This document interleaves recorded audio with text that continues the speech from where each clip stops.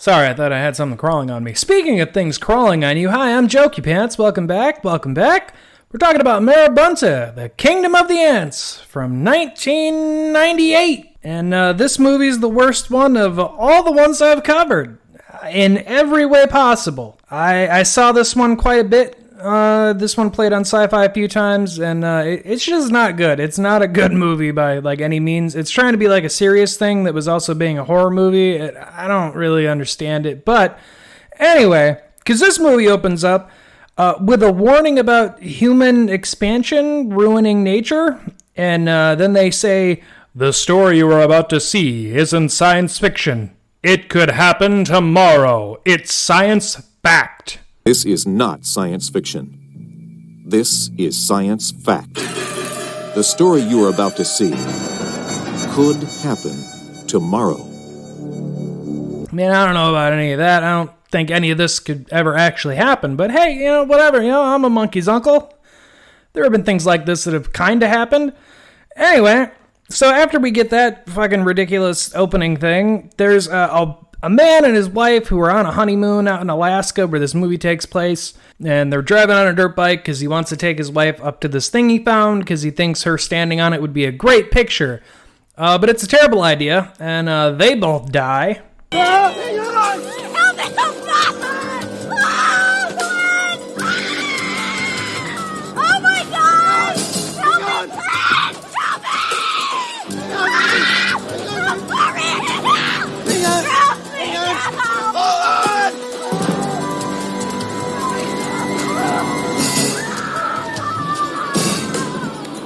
Maybe just don't stand on the thing you found in the wilderness. You never know what it could or might not be. You know what I mean? Just a dumb idea. But anyway, then we cut to our entomologist main character, Jim Conrad. And he's trying to get his tarantula to breed, and she keeps eating all her things. He thinks she might be pregnant. He doesn't know. He's off on vacation with his buddy on a fishing trip up to Alaska. And we meet his buddy Bob, who flies him out in his helicopter once he gets there off to this secret spot. But the fish aren't really biting where he took them, and he starts calling him out on it about, man, really jumping out of the water at you, huh? So they're making their way back to the helicopter, and they see moose antlers, and his buddy Bob pulls out his rifle, and he's like, "You're not going to shoot it, are you?" He goes, "Well, if I don't have to, if anything, I'm just going to try to scare it in case it wakes up." But as they get closer, they realize it's just a skeleton. And some hunters come up, and they're like, "Hey, that's my moose that they shot 2 hours ago." Hey, that's our moose. Then why'd you leave him for scavengers to feed on for a week? Like hell we did. We can.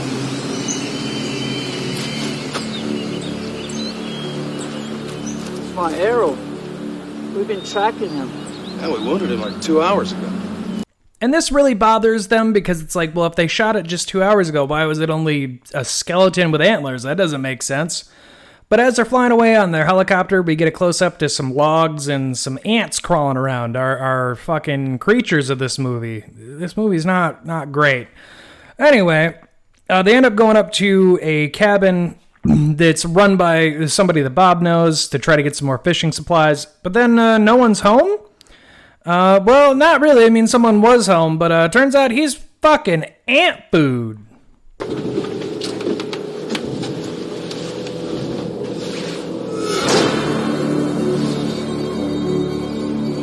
First a moose. Now man. It's loose up here. Yeah, so, they call the local police to come up and see what's going on. And while they're there, a local teacher, Miss Laura, comes up, and she's supposed to get some fish from this guy Murdoch for her class dissection. And she recognizes Dr. Conrad. You look so familiar. He writes books that nobody can understand.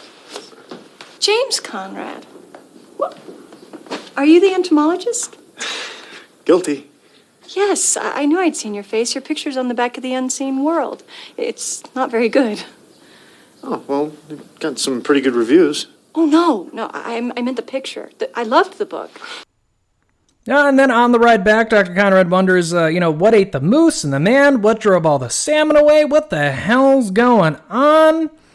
I'm not really sure ants would drive salmon away, but Okay, which they do have an explanation to that too, which at first I'm just like, how the fuck do the ants have anything to do with the salmon? But they don't, but it is a thing that ties into the explanation later. But Murdoch's brother, Grey Wolf, ends up coming, and he's like, I want to see the remains, and they show him. Dr. Conrad notices something inside the skull, so he takes it, and then they're like, hey, don't tamper with that. Nobody can come see it till tomorrow. But, I mean, he takes that anyway. No one really stops him.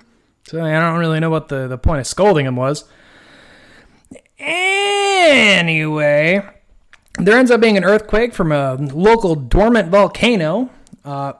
And Dr. Conrad asks about, are there any hotels anywhere I could stay? Because I'd like to be able to kind of see what might be going on here. So they take him to a cabin that's not being used. Turns out it's right next to where Laura is. And, she invites him over for dinner. They're having dinner, and they're, like, making jokes and whatnot. And she asks what might have happened. And he goes, well, the only explanations I can think of don't make sense because it's so cold up here. And she goes, bet we need to go to my science lab. And she starts explaining that the recent activity is the volcano woke up, and it's making everything a bit hotter under the ground. And he goes, interesting, okay. And he's looking at what he found in the skull, and he goes, we got bigger problems. The tropics down there. That's probably what drove the salmon away.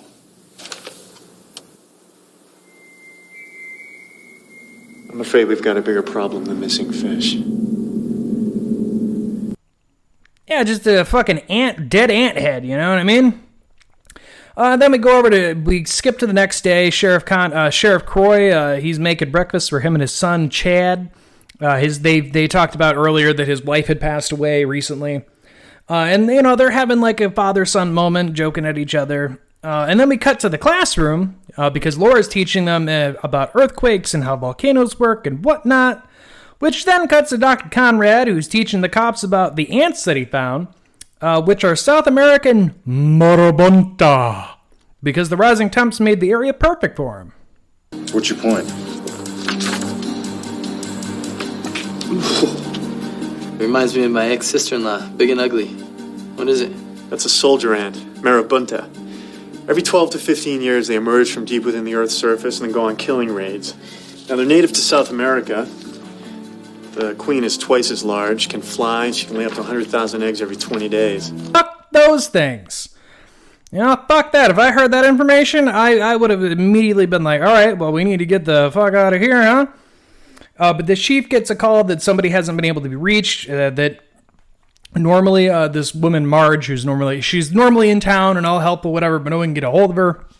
They go to check it out, and, well, turns out she's already ant food as well, and that's a gruesome discovery everyone has to go deal with. And then we cut back to the school where Chad and his buddy Scott are talking, and the school gets let out. And Scott's all like, I found this thing out in the woods. You need to come with me. Ha ha ha. So they do. And it turns out to be the giant ant mound from the beginning of the movie. And they do like King of the Hill. Like, I'm going to be King of the Hill. Ha ha ha. And Scott's picking on him. But then Scotty don't be living anymore. I'm king. Ha ha. I win. You lose. Me, Mount Blount here. Shut up, Scott. I win. I'm king. Chicken! Ah! I'm sinking! Chad, help! Yeah, you get, but if you're gonna be a dick, it's kind of like a rule of thumb with a horror movie, is you're probably not gonna live, even if you're a kid. So the sheriff and Conrad, they end up returning back. They break the news about Marge. They're like, yeah, she's already dead, and a bigger fucking earthquake happens that just so happens to knock out the phone lines. I call this the earthquake of fucking movie convenience. But then Chad ends up running in, telling him what happened, that he got swallowed by this dirt mound. And it turns out to be the deputy's younger brother. So they drive real fast. But of course, it doesn't really fucking matter, because the kid's already dead. But that doesn't stop the deputy from, shooting a couple rounds of the giant-ass dirt mound. And they end up getting back to the station, and they're trying to figure out, okay, if this happened here, the mound is here, blah, blah, blah, where are the ants coming from? And he notices this little wood ship, and they're like, yeah, my son made that. There's some logs that washed up on shore a couple years ago, like 10 years ago.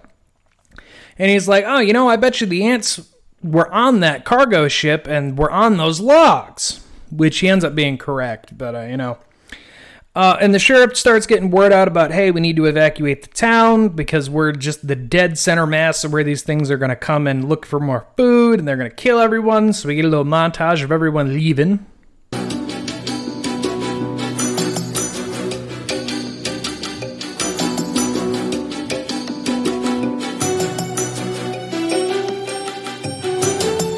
And then Dr. Conrad and Laura check out the washed-up logs, and they find that, yes, this is indeed where they came from. This is where all the ants were coming from.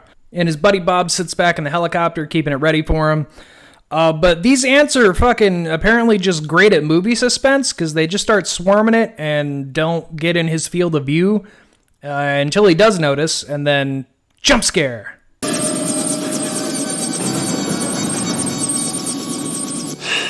She could have left a forwarding address. What do we do now? Think of something else.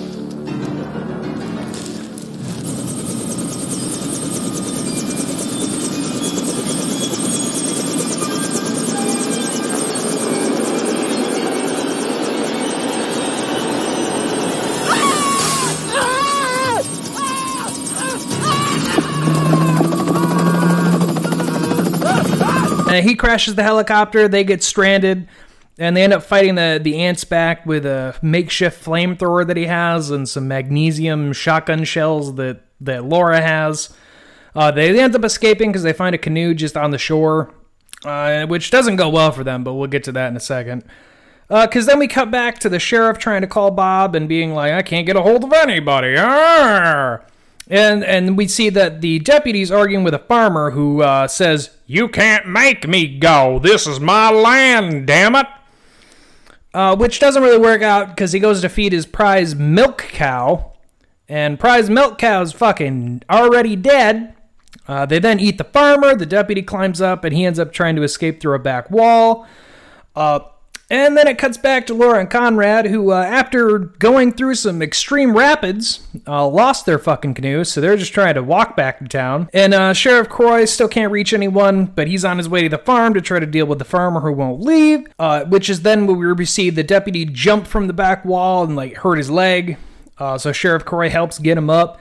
And then it jumps back again to Laura and Dr. Conrad escaping on an old mini bike they find, just in time for the ants not to eat them. Then we see that the sheriff's helping the deputy back to his truck. We do a quick cut back to Laura and Dr. Conrad showing up at the station, where only Chad is at the moment, where he was left to kind of sit by himself for a moment.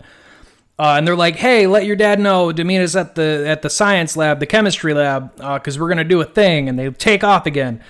But then the deputy back on the farm gets sucked into one of the ant holes because the farmer had been filling him with gas, and he's like, I'll just burn him out. And I was like, yeah, because that would ever work. That was ever going to be a thing that worked for you, and too bad you died. Which Sheriff Croy does try to tell him, hey, don't shoot. They're filled with gas. And he doesn't listen and blows himself up. And then a bunch of explosions, because why not? Because that's how gas works. Not the soil would have just kind of drank it up, but I mean, whatever. This fucking movie. Loud!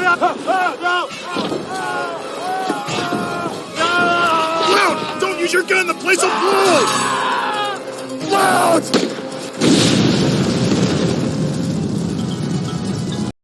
So the sheriff drives away, and then at the chemistry lab, Dr. Conrad, he ends up making a stink bug pheromone, because he's like, this is the only thing that the soldier ants will avoid, which ends up working. I don't want to look up the science, because the whole movie is just not great. It just made me afraid of ants as a child, because I saw this when I was really young, and it just made me afraid of ants. And rewatching it any time since I was a kid, just not a good fucking movie. But then we end up following that the sheriff and his son Chad are outside. They're surrounded by ants. They use the pheromone. They get away. And then from there, it just becomes like, well, what are we going to do? We've tried everything else, but nothing's working. They realize the only way to kill the ants is to just flood the town. It's the only thing that's going to work. So they blow the dam, flood the town. All the ants are dead. Everyone's happy. Everyone's good to go. Until you see that at the very, very end that... the queen ant still lives, so she's gonna make her colony all over again.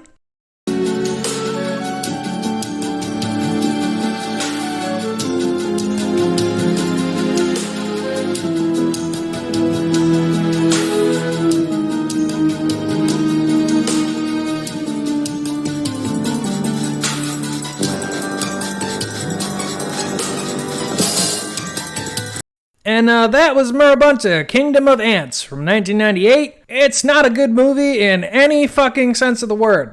This one I just wanted to bring into this series because this is one I did see a lot when I was a kid, and it made me afraid of giant dirt mounds that if I stepped on it, I was going to get eaten alive by a bunch of fucking killer ants. So with that, just remember, don't transport things without making sure there's not something deadly on them. Don't flush alligators down the toilet. Don't dump your chemicals down in the sewer. Stay the hell out of the water. Be careful where you're going in the woods. Don't gene splice animals. Don't bring animals back from the dead. I think that about covers our bases so far. Oh, and stay the hell off the road, but also don't murder people in cold blood because they will haunt the road and kill everyone that comes on it. Goodbye, everyone. Stay odd.